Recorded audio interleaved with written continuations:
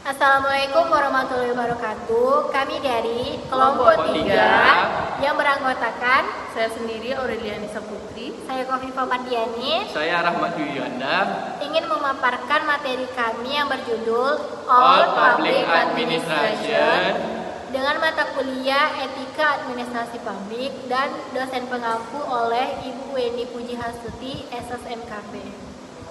Baiklah, saya Kofifa Mardiani sebagai pemateri pertama akan menjelaskan tentang asal mula lahirnya Old Public Administration atau biasa disingkat dengan OPA. OPA ini merupakan sebuah konsep dalam bidang administrasi publik yang pertama kali dikemukakan oleh seorang Woodrow Wilson. Beliau merupakan mantan Presiden Amerika Serikat dan juga guru besar ilmu politik di Princeton University, Amerika Serikat. Administrasi publik klasik ini sangat dipengaruhi oleh pemikiran Woodrow Wilson melalui karya besarnya yang berjudul The Study of Administration. Menurut para ahli, paradigma OPA ini berlangsung sejak tahun 1887 hingga 1987. Pemikiran Wilson terhadap administrasi publik itu ada dua. Yang pertama, perlunya pemisahan antara aktivitas pembuatan kebijakan yang dilakukan dalam proses politik dan implementasi kebijakan harus dilakukan oleh birokrasi pemerintah atau dikotomi politik administrasi.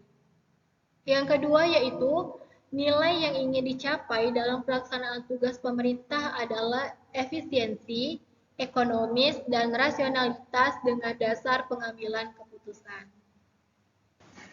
Baiklah, saya akan melanjutkan materi selanjutnya mengenai garis besar ide OPA menurut Mr. Toha. Yang pertama itu titik perhatian pemerintahan yang merupakan jasa pelayanan yang diberikan langsung oleh pemerintahan melalui instansi yang berwenang. Yang kedua, public policy dan administration yang berkaitan dengan merancang dan melaksanakan kebijakan-kebijakan untuk mencapai tujuan-tujuan politik. Yang ketiga yaitu administrasi publik yang memainkan peran yang lebih kecil pada proses pembuatan kebijakan pemerintahan ketimbang upaya untuk melaksanakan kebijakan tersebut. Yang keempat, upaya memberikan pelayanan harus dilakukan oleh para administrator yang bertanggung jawab kepada pejabat politik yang diberikan diskresi atau kebebasan bertindak dalam melaksanakan tugasnya.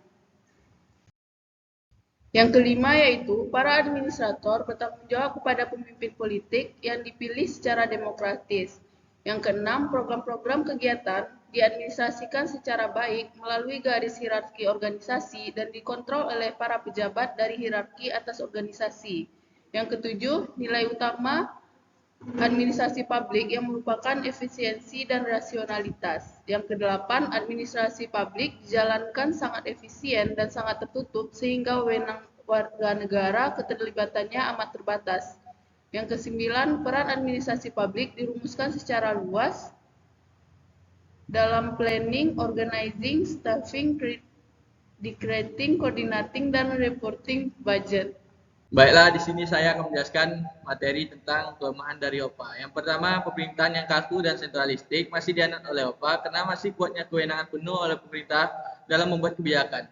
Hal ini berindikasi adanya kebijakan yang menguntungkan pemerintah saja, tapi tidak dapat mensejahterakan masyarakat umum. Yang kedua, paradigma OPA kurang relevan dalam menempatkan persoalan publik karena memiliki landasan filosofis dan ideologis yang kurang sesuai dengan administrasi negara, yakni menerapkan prinsip keterbukaan dan responsif sehingga perlu dibuatnya paradigma baru.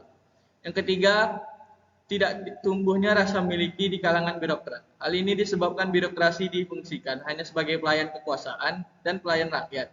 Yang keempat, birokrasi hanya dipersiapkan untuk pekerjaan rutin. Karena itu, birokrasi seringkali tidak sensitif dan tidak mampu merespon dengan cepat perubahan yang terjadi di masyarakat. Yang kelima, yaitu OPA juga kurang efektif dalam memecahkan masalah dan memberi pelayanan kepada publik.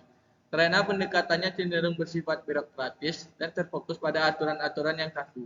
Hal ini membuat OPA cenderung kurang fleksibel dan menanggapi perubahan situasi atau kebutuhan masyarakat. Baiklah, di sini saya akan membacakan materi tentang kelebihan dari OPA. Yang pertama, politik yang tidak mencampuri kegiatan administrasi di pemerintahan sehingga tidak ada hasil dari kegiatan administrasi terhadap publik yang berbau politik. Kedua, OPA juga memampukan birokrasi memiliki daya stabilitas yang sangat tinggi karena para birokrat diputuskan berdasarkan pertimbangan objektif. Para birokrat dilindungi dari kesewenangan hukum dan masa depan para birokrat terjamin. Yang ketiga, struktur birokrasi yang kompleks dan formal serta berdasarkan dokumen resmi akan menghindarkan birokrasi dari penyalahgunaan wewenang baik oleh birokrasi karir maupun birokrasi politisi yang berkuasa untuk sementara.